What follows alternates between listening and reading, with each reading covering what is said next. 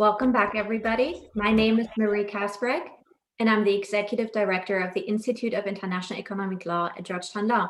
Together with the Graduate Institute Geneva and the Geneva Trade Platform, we have organized today's conference on how to make the WTO fit for future trade. The central focus of this conference is to present bold and fresh ideas and to elevate the voice of the next generation. In this light, we asked students from all over the world to join us in a legal hackathon over the past weekend to come up with suggestions to a substantive issue that the WTO should address or address differently. We received 21 fantastic proposals, and with the help of our expert jury, we had the tough job to narrow it down to the top 3 submissions, which you will hear about in a second for the next hour. If you're interested in watching some of the other innovative proposals that we have received, I invite you to hop onto our platform GatherTown later, where you can watch the proposal videos in our Student Expo Gallery.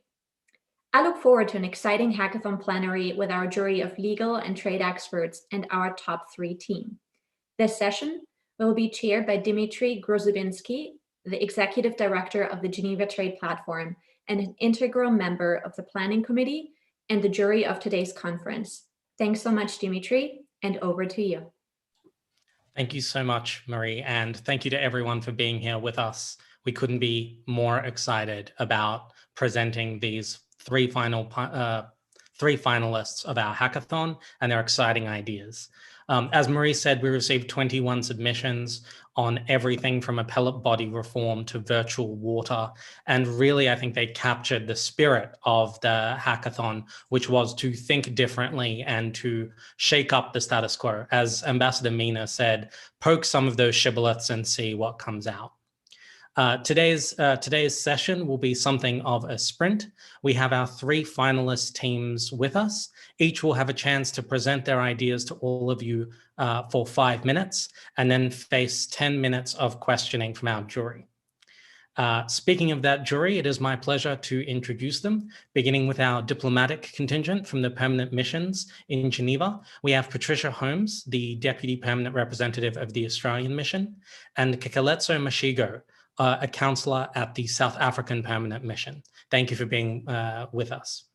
For our academic contingent, we have Professor Katrin Kuhlmann of Georgetown, Professor Joost Powellen, whose brainchild this conference is, who is the head of the International Law Department and the co-director of our own Center for Trade and Economic Integration here at the Graduate Institute of Geneva, as well as being a visiting professor at Georgetown Law. And we have, of course, Dr. Gabrielle Marceau, who you've all been well acquainted with, and who, in addition to her roles at the WTO, is an associate professor of law at the University of Geneva and a visiting professor at our own Graduate Institute of International Affairs. Natalie, we are also joined from civil society in the think tank world by Natalie Bernasconi Osterwalder, who's the executive director of IISD Europe, and their senior director for economic law and policy. And from the world of private sector and the private law firm sector, we are joined by Eugene Kim McNamara, who is a partner at Akin Gump, a prestigious law firm, and I believe one of the sponsors of this conference. In absentia, we also are sad not to have with us Samaya Keynes of The Economist, who was an integral member of the jury pre-selection, but couldn't join us today. So with our jury introduced, and nothing more really to say except to turn it over to our first team. So I would like to invite to the floor for 5 minutes, and I do have a timer, and we'll start clearing my throat aggressively once you get close to the end of it. We have Team BSOG. Please, you have the floor. Thank you very much. Hi, we are the team of the Process School of Governance, and as a team, we are very much interested in the link between trade and sustainability. My name is Simon Happersberger, and I have a background in political science, doing research on environmental provisions and trade agreements. Hello, everybody. My name is Selçuk. My background is in law, and I'm interested in the relationship between trade, investment, and non-economic considerations. Hi, I'm Leia Mateo. I also have a background in law and I'm doing research on the intersection of the circular economy and the WTO law. We're very happy to have the opportunity to share our thoughts on the issue of fossil fuel subsidies and how we think this can be addressed within the WTO framework. So without further ado, I would like to share with you the highlights of our proposal. The WTO needs to address fossil fuel subsidies. Fossil fuel subsidies are undermining the Paris Agreement and the Sustainable Development Goals on climate action, renewable energies, and responsible production and consumption. They are distorting trade and they are burdening public budgets. According to the IMF, efficient fossil fuel pricing in 2015 would have lowered global carbon emissions by 28% and increased government revenues by 4%. Nevertheless, states are now misallocating billions of COVID recovery funds in fossil fuels again. Why not use this money to build a truly sustainable economy and fight climate change? The WTO is the right venue to reform fossil fuel subsidies. It has unique expertise in trade distorting subsidies and brings experience with sectoral disciplines.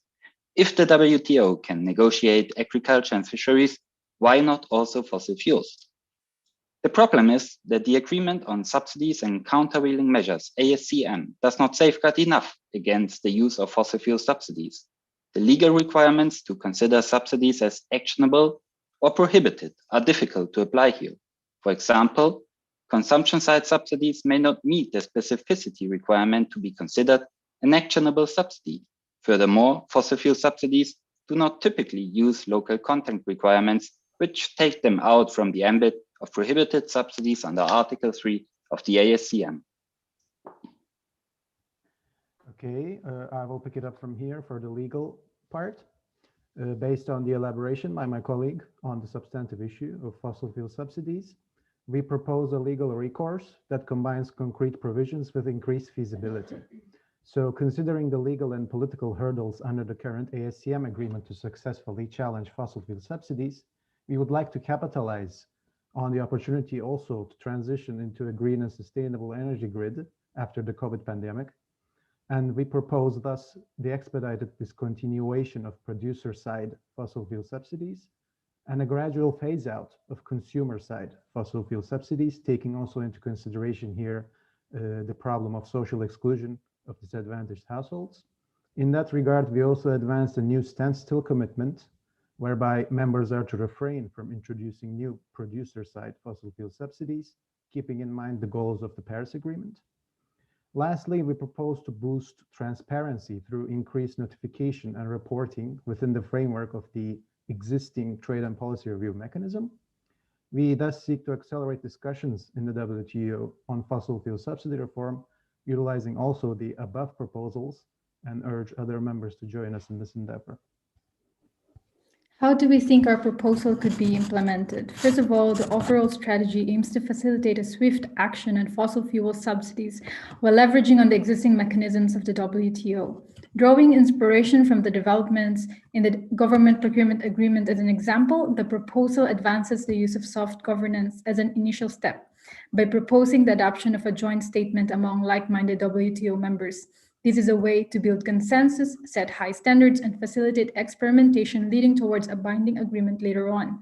The joint statement rides on the political momentum and serves to consolidate efforts from different initiatives and agreements, both within and outside the WTO, such as the Agreement on Climate Change, Trade and Sustainability Initiative, and the Friends of Fossil Fuel Subsidy Reform.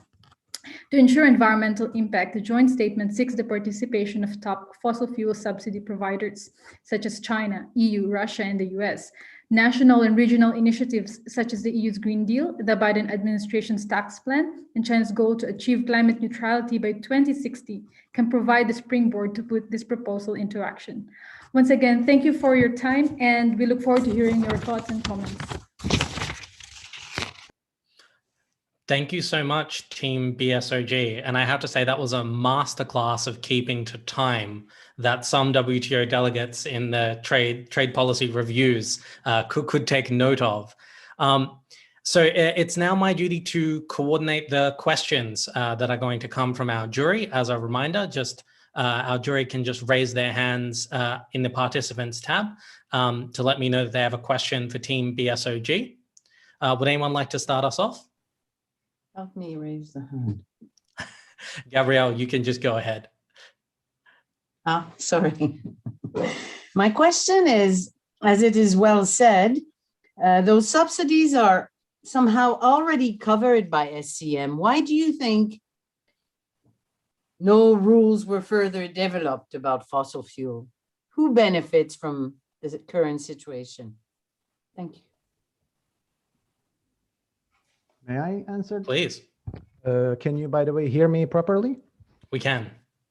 In a broader context, I would say everybody would benefit from a fossil fuel subsidy reform. Of course, there is the well-known problem of free riding, but when we consider the impact on climate of these fossil fuel subsidies, I would say in the end, if a proposal is to be materialized, everyone would benefit in the end, all the WTO members. Thank you. For our next question, Natalie, IISD. I don't know if IISD wrote the book on fossil fuel subsidies reform, but you've certainly written enough papers to fill one. So please go ahead. Well, thank you very much. And I really enjoyed the presentation and also the very interesting proposal. And one of the things that you mentioned is you highlight the necessity to address the essential needs of disadvantaged households and to ensure the proportionality of the subsidies. But you don't explicitly mention developing countries or least developed countries in your proposal. So do you also think it would be important to provide for differential treatment of developing countries? And if you do think so, how? Thanks. I could start. Like the developing countries as such is not a very well defined category of within the WTO. No. However, if you regard, for example, on vulnerable economies, there was already in 2017 the call of the V20 to finish fossil fuel subsidies until 2020. So meaning last year. So we think like at least a group of developing countries is actually supporting this proposal we are pushing forward. And then on the special treatment, I will leave this to my colleagues. I can say a few words on the other issue, and that would be we actually sort of subsumed that thought under the legal text. We could not elaborate that much because of the wording constraints, but disadvantaged households, whereas they indeed are in every single member state, that carve out of disadvantaged households would actually, hit in a positive way the least developed and developing countries more. So I think under that we can subsume the idea of accommodating the needs of the developing countries. Thank you. And thank you, Natalie, for the question. We have time for, I think, just two more, and then we'll let Team BSOG off the hook. Patricia, I believe you were first. Thanks, Dimitri, and good afternoon, everybody. Thanks for the presentation. Sorry, I'm on my phone. I've had too many WebExes today, and so all my IT is lost power. My question is a couple of questions. Whether you feel you learnt lessons from the fisheries subsidies negotiations in formulating and thinking about your approach, which I understand is a sort of start with non-legally binding and then work up to legally binding. But related to that, do you see any implications for the joint statement in areas like trade remedies? Could it be relevant there? And finally, more on the political side, why do you think countries that are providing these fossil fuel subsidies now, notwithstanding the climate imperative that you referred to, will move to agree to limit them in this context when they are not doing it in other contexts? Thanks. So maybe I start with your last question on whether or not, on how do we perceive these countries who have fossil fuel, have been providing a lot of fossil fuel subsidies. What would be their interest to do so under this initiative? So we thought that from an economic perspective, there is also an incentive for them to start also aligning their economic industries towards a global economy that's already slowly moving away from fossil fuel industry. And the sooner that they can align their interests, the sooner that they can also improve their economic resilience. So I think aside from the climate goals, there's also interest for them from the economic side. And the sooner that they are able to also be part of changing the rules, that would also benefit them. So that's another incentive for them to join this initiative. Thank you so much, Alna, and thank you, Patricia, for the question. I'm sorry, Katrina, we won't have time to get to your question, but Kikeletso, please, you have the floor. Okay, thank you very much. And thank you very much for the presentations from the participants. In terms of your implementation strategy, you propose 2 steps. One is the adoption of the joint statement, and then secondly, working towards a binding plurilateral agreement and eventually a multilateral agreement. But I think procedurally, we all know that multilateralization and the agreement of a plurilateral agreement within the WTO framework requires consensus, including from those WTO member states that opt not to participate in the negotiations. And garnering the necessary consensus will not be easy and is expected to be onerous given the various challenges currently facing the WTO and the obvious need for countries to protect their policy state. So for your proposal to be effective, the implementation mechanism would need to facilitate full, or if not greater participation of any negotiated income. So how would you ensure full, or if not greater participation to ensure the relevant critical mass for such a proposal to be effective and meaningful? So to begin with, we think that there is already building political momentum within different fronts. And on the consensus part, the fact that the agreement will provide binding, that the proposal will impose obligations on the participating parties, and other countries can benefit from these binding obligations without necessarily obtaining new commitments. I think that's already one angle that could interest them to have a consensus for this proposal. And secondly, since we are talking about removing the subsidies for fossil fuel subsidies, and that the main parties or proponents would include, for example, EU, that have already, first of all, has a lot of fossil fuel subsidies, but also has signaled interest to phase them out. This would also benefit them as well. Thank you so much, Elnor. Thank you, Simon. Thank you, Silkukan. That is all the time we have for Team BSOG. Though Gabrielle does inform us in the chat that apparently a whole range of countries are today at 2 o'clock introducing an initiative to curb fossil fuel subsidies. So apparently someone has leaked your report to the governments of half of Europe. So you're already shaping policy. Thank you so much.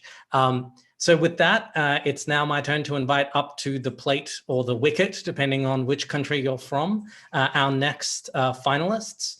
Team Penn Law, International Women's Human Rights Team. You have the floor. Thank you so much. Good morning and good afternoon. My name is Stephen, and I'm joined by my colleagues Govind and Chandra. We're from the University of Pennsylvania Law School in Philadelphia, and we were chosen by popular vote to represent our class, International Women's Human Rights, taught by our professor, Rangita de Silva de Alvis. We are thrilled, humbled, and honored to represent our class here today. In 2019, Dr. Okonjo-Iweala, the new director of the WTO, said, quote, "Investing in women is smart economics." And we could not agree more. Trade is pivotal in facilitating development. In fact, trade is a cornerstone of many of the Sustainable Development Goals. Consequently, in 2018, African countries signed the historic African Continental Free Trade Agreement. If successful, this progressive agreement will ultimately create a unified African market with a GDP of more than $3 trillion and 1 billion plus consumers, making Africa the largest free trade region in the world. But this agreement fails to address a critical form of trade. According to the World Bank, small-scale cross-border trade, which is often ignored by policymakers, comprises a significant share of informal economic activity across sub-Saharan Africa. And this small-scale trade is also highly gendered. Approximately 70% of informal cross-border trade is conducted by women, whose primary source of income derives from the goods they sell across borders. Each day, hundreds of thousands of women cross Africa's bustling borders to exchange everything from fish and fruit to cosmetics and textiles. And there's enormous potential in empowering these enterprising women to grow their trading businesses and thus reduce poverty. But unfortunately, these women face a gender trade gap. Women who trade across borders face sexual harassment, assault, and coercion, robbery, because many of these traders tend to carry large amounts of cash. There are banks that are closed at the border as women tend to cross before sunrise, bribery and corruption, lack of licensed foreign exchange bureaus at the border, which leads women to seek out black market opportunists who take advantage of their lack of financial sophistication, onerous fines and confiscation of their goods if they're caught engaging with a black market money exchanger, and lack of access to capital. And interestingly, recent research reveals that women who engage in informal cross-border trade consistently identify lack of access to capital as the foremost issue they face. And the research also shows that most women traders have mobile phones. So to address this gender trade gap, we propose an SMS-based technology platform that will facilitate mobile banking, as well as the delivery of microfinance loans and digitized market data. This technology, which would be deployed through public-private partnerships, can help eliminate security risks to women, provide women with powerful financial information about local markets, and ultimately formalize informal trade. And this type of mobile-based trade is already being conducted by some women traders at a very small scale in Kenya and Nigeria, and we believe it must be amplified. Governments in Africa have an important role to play in promoting and regulating digital trade. So how can this be achieved legally? So we propose an amendment to the African Continental Free Trade Agreement. And according to scholarship by Professor Kuhlman, this agreement holds incredible potential to rewrite trade rules in a more inclusive and equitable way that's consistent with the Sustainable Development Goals. And more specifically, its incremental implementation model also lends itself to amending the agreement over time. This amendment would reaffirm African countries' commitment to the Sustainable Development Goals, particularly those related to gender equality and increasing access to financial services and markets, as well as reaffirm their commitment to the Maputo Protocol and the Convention on the Elimination of All Forms of Discrimination Against Women, which every African state has ratified. The amendment would also propose using the WTO's Aid for Trade program to fund SMS-based tech solutions to empower women traders and also create a gender-inclusive trade standard that multinational corporations engaged in African trade must abide by. And the World Trade Organization's Aid for Trade program currently funds about 30% of aid goes to sub-Saharan Africa. In crafting this amendment and formulating policy, we also believe it's critical that women traders have a seat at the table and that they're involved in shaping the policies that will ultimately affect their lives. The WTO is uniquely positioned to champion the issue of women and trade in Africa. In a historic first, the WTO's new Director General, Dr. Okonjo-Iweala, is an African woman who has stated that one of her goals is to ensure that women in Africa benefit more from trade. And our proposal is consistent with Dr. Okonjo-Iweala's vision. To conclude, Natalie Jabangwe, who's the CEO of EcoCash Zimbabwe and whom we interviewed for the hackathon, and also someone who prides herself on shaking up the status quo, she likes to tell the story of an unbanked woman in Zimbabwe whose abusive husband constantly demanded money from her. The day she registered for EcoCash, she refused to give her husband her password on her mobile money wallet account. She said, quote, "I do not have the money and my password is a secret. For the first time, this woman was able to control her money and thus her destiny. Empowering women traders through digital financial inclusion is key to Africa's future in a post-COVID world, and the WTO can play a major role in advancing this vision. Thank you. Thank you so much, Team Penn Law. As with last time, I would encourage our jury members to put their hands up, and I see one hand is up already. I promised Katrin the floor first because I didn't give her the floor last time. And of course, her research was name checked, which for an academic is always a moment. So Katrin, please, and then Eugen. Thank you so much. And I was delighted to hear that you had read the paper and found it useful. Really, really exciting proposal, as I think all three are. I wanted to ask you two things. One is, when you looked at the African Continental Free Trade Area Agreement, did you think about possibly proposing a whole gender chapter, which is something that other countries have done, Canada, Chile. So there are several agreements. This is a trend now, I think, to include gender chapters in trade agreements. So I was wondering whether you thought about that in that context. And then I think my other question is, Aid for Trade is obviously a powerful initiative, but it's one that has many parts to it and, relies on a lot of member country governments to mobilize resources. So how do you think that sort of diffuse nature of Aid for Trade presents a potential challenge to what you've proposed? Thanks so much for the questions. I guess in terms of the gender chapter, we did imagine creating a gender inclusive trade standard, which we put in our proposal. We didn't have enough space to elaborate on it, but we did imagine it being, I don't know, a full chapter, but certainly a significant portion. But a chapter would be an excellent idea. In terms of the other question, I think we imagined, given that there's currently about 30% of the Aid for Trade budget going toward sub-Saharan Africa, we had imagined digital banking sort of being subsumed within that model, and given that we at least it did, from our research, it didn't seem that this was a particularly politically charged issue. We thought that some of those funds could be steered particularly toward digital banking. Thank you, Stephen. Thank you, Katrin, for the question. I believe Eugen, you were next. Thank you very much for the very exciting proposal and presentation. My question is just, I guess, why the WTO? Why is the WTO the best forum for this proposal or this initiative, as opposed to, for example, USAID or other type of development programs or initiatives of the World Bank? Is there a particular reason that you would choose the WTO to be the driver for this initiative? Yeah, I think we chose the WTO particularly because the new Director General, Dr. Okonjo-Iweala, has stated in interviews that really one of her primary goals is to ensure women in Africa benefit more from trade. So we thought that, strategically speaking, the WTO, given its new leadership under Dr. Okonjo-Iweala, had the best chance of actually being championed in the most effective way under the WTO. Because of Dr. Okonjo-Iweala's vision. Thanks so much. And Natalie, I believe we had a question from you.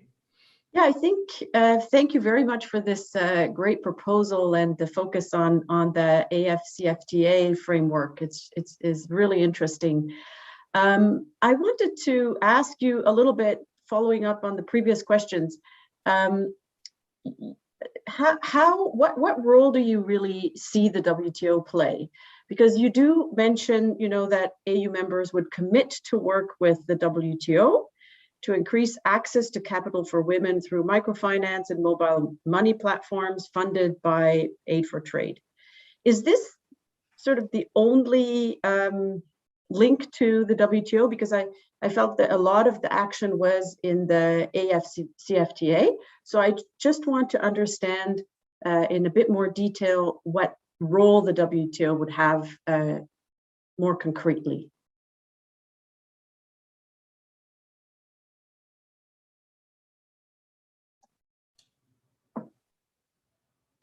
gentlemen? Yes, do any of my colleagues want to jump in?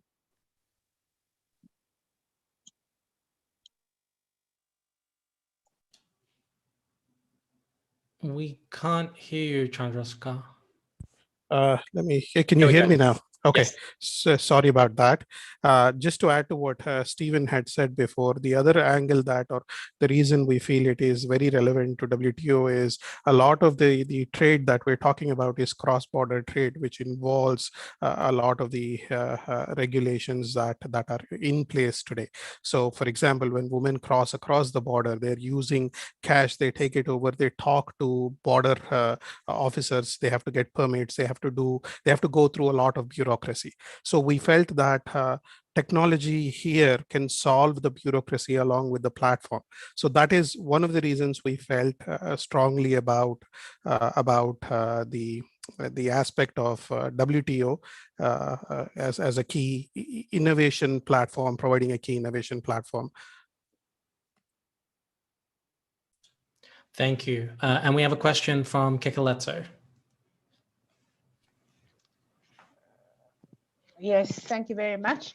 My question basically focuses on the AFCTA, and what I'd like to know is how would you go about selling your proposal on gender equal trade in Africa to the AFCTA Council of Ministers and ultimately getting their endorsement, given the fact that your proposal calls for cooperation with the WTO and specifically an amendment to the AFCTA agreement? Yeah, thank you so much for your question. I think we would I mean, the thinking is basically that the African Continental Free Trade Agreement is, and based on our understanding of Professor Coleman's research, is one of the more inclusive and equitable agreements currently in the world, and potentially could be a model for trade globally. And so I think we would appeal to the innovative spirit of the agreement, and the fact that it has this sort of incremental implementation model, and so I think, yeah, I mean, I think we would, you know, I think the agreement was formulated to be more inclusive toward women. I think that's a logical next step for the agreement, and so I think we would argue that this agreement, that the spirit of the agreement reflects that ultimately.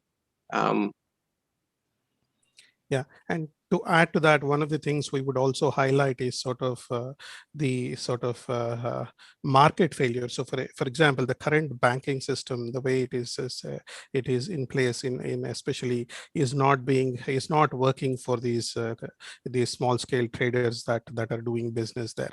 And that we'll highlight sort of the market failure and how we can improve how technology and partnerships that include public-private partnerships with either private companies and also MNCs can help alleviate the burdens for these small traders, and how that will improve the GDP and the whole upliftment of a lot of the traders and reduce poverty in that area. Thank you so much, and thank you, Kikeletso, for the question. We might finish there with Team Penn Law. Thank you so much for fielding those questions and for your excellent presentation. Now to close us out with our third finalist, we have Team Phoenix.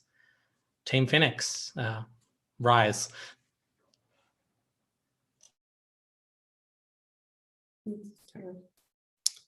Thank you very much. Good afternoon, ladies and gentlemen. Thank you to the conference organizers for this opportunity, and congratulations to the other teams on their great proposals. I, on behalf of Team Phoenix, will present our proposal to leverage open data flows against market distortions of personal protective equipment, or PPE, by improving transparency in global trade. We believe that the market volatility of PPE caused by the COVID-19 pandemic and recent advances in digital technologies offers an opportunity to rethink the way we interact with trade-related data. Our presentation problematizes the need for transparency in global PPE market supply to increase information availability and thus decrease market volatility.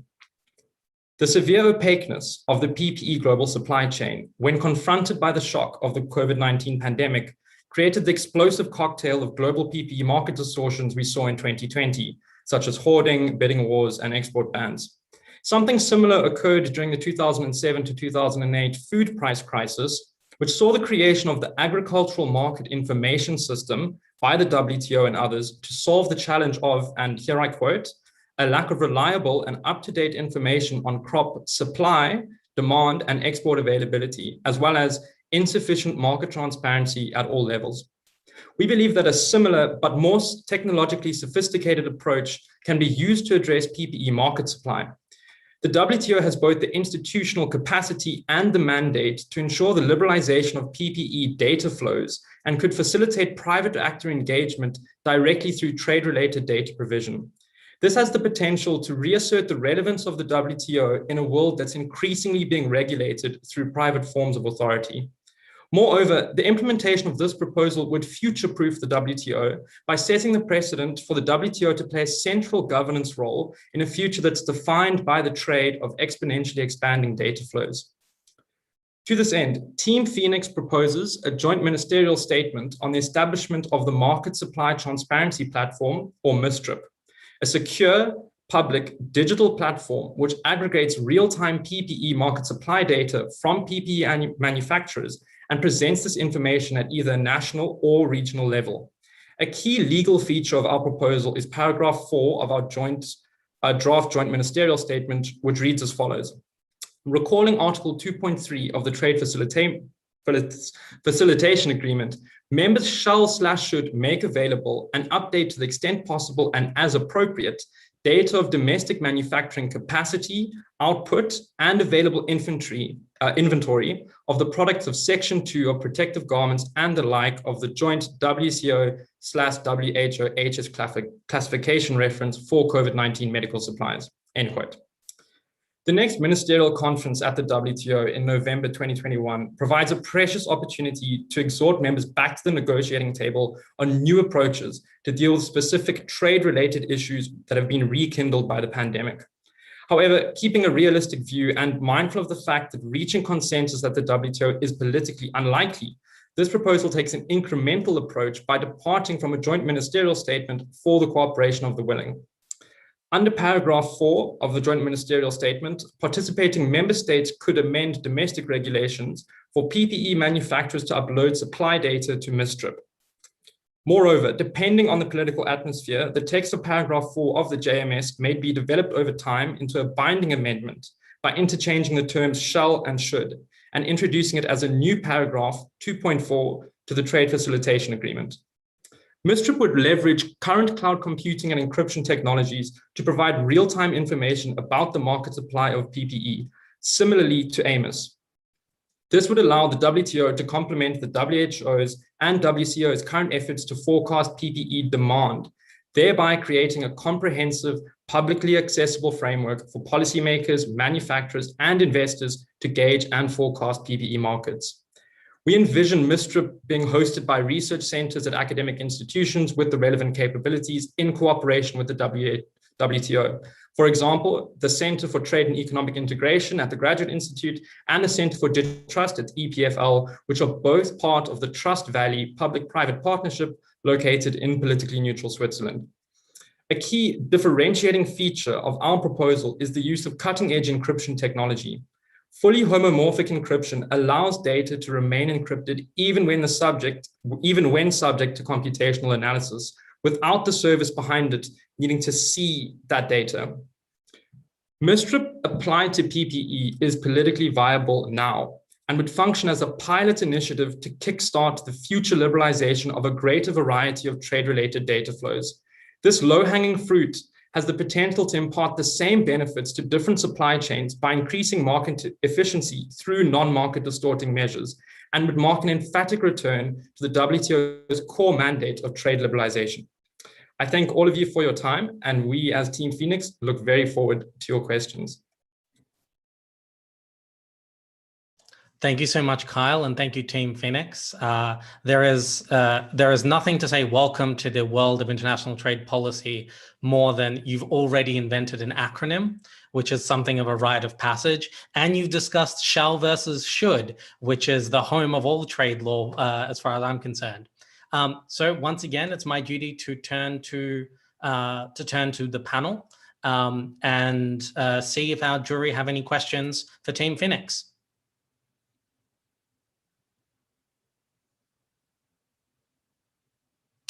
Natalie, please go ahead.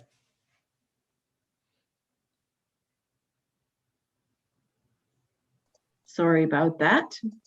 Excellent. Well, thank you again also for the great presentation and the very thoughtful proposal, including the acronym.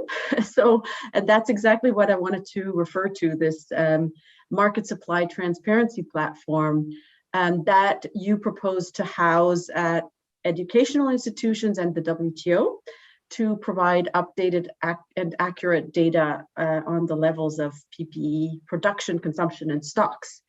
And so my question is, why do you think the WTO should take the lead here, rather than, say, the World Health Organization, in which you almost used yourself when you were talking, and comparing to a very great comparison that you made to the Agricultural Market Information System, where you have several agencies working together with the FAO as the implementing agency and taking the lead, but you have about 10 or 11 agencies. And so I would be interested in knowing why you chose or proposed those partners as opposed to this other mechanism, AMIS, or the WHO. Okay, thank you for your question.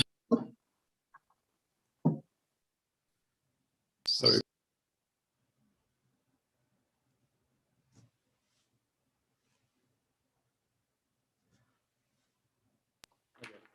Sorry, we're getting a bit of feedback, but thank you for your question. And just to start from the top, we were focusing purely on market supply data and not consumption, to be precise. And in terms of why we decided on this platform and not perhaps more analog systems like AMIS, which require governments to upload data on a regular basis, is that we noticed during this pandemic that time is so critical, that decisions need to be made on a daily or weekly basis that could change a lot of things, which is why we decided to go for a digital first approach. Can I go? And in terms of the choice for a research institution, we actually drew inspiration from the Johns Hopkins University database for kind of COVID infections. And the reason we believe that such a platform should be hosted at a public institution is because we believe that such data is actually a public good. And the reasons why we chose Trust Valley in particular is because we have these capabilities here in Switzerland. And actually the topic of homomorphic encryption was something that was brought up at the CTEI's Data V 2.0 conference late last year. And so my colleagues will talk a little bit more about why the WTO and not any other UN agency. Yes, I can add to that as Kyle mentioned, the WTO has the institutional capacity and mandate to ensure the liberalization of the PPE's data flows, but also they have been already partnering with the WHO in this COVID pandemic, so they already have knowledge in this area. Kyle? So we think that the future of trade is really going to be about data. Data is already the most valuable traded commodity in the world.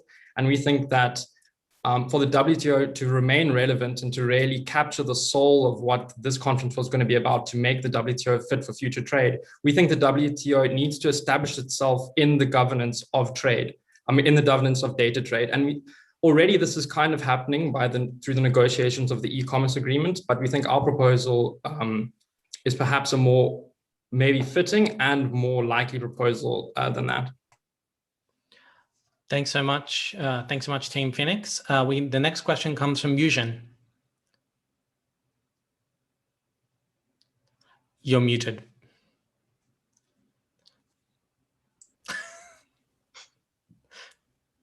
I clicked on the wrong button. Okay, I think I'm on now.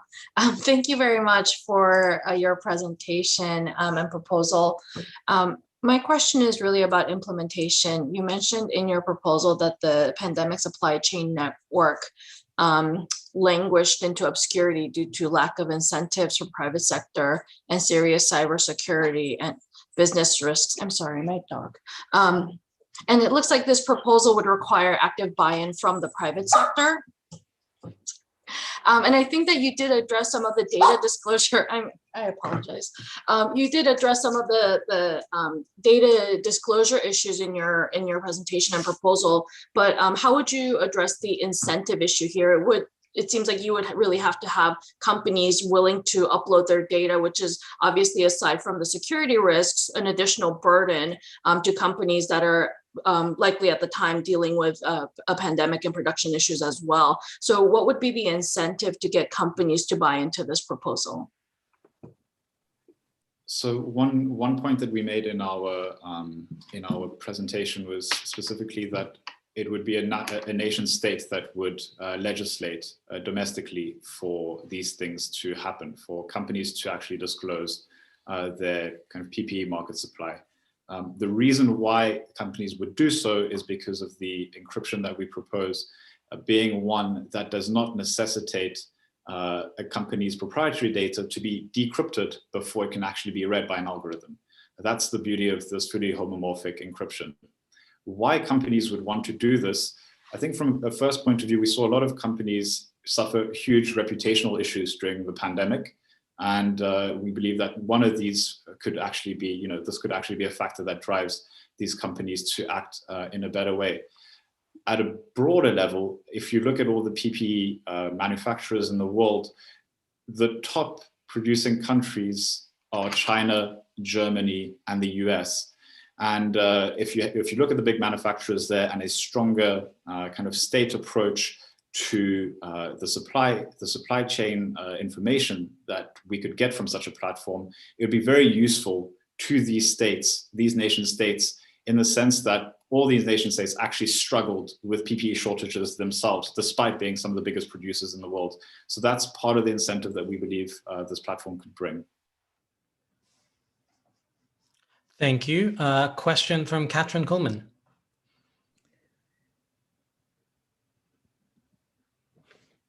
Excellent. Again, all three have just been fantastic. And my question is about the point that you raise about countries needing to amend domestic regulations in order to make the system work. I mean, I really appreciate that you focused on AMOS, which I think has had such a powerful impact in food security. And so I think the model is really interesting. Also, kudos on the acronym, but I want to touch on that point of amending domestic regulation, because that is also something that can be quite an undertaking. So I was hoping that you could maybe elaborate on that a little bit more, what you think it would entail and how feasible or challenging you think that might be. Thank you for your answer. I'll address that question. And since this is an initiative that requires the cooperation of the willing, what we envision is that members would be free to determine the appropriate adjustments to their own legal system and practice. So my colleague Alex can explain a little bit more how members would address the need to supply information from big manufacturers and from small manufacturers, and how little they really need to amend their domestic regulations for private companies to share this information.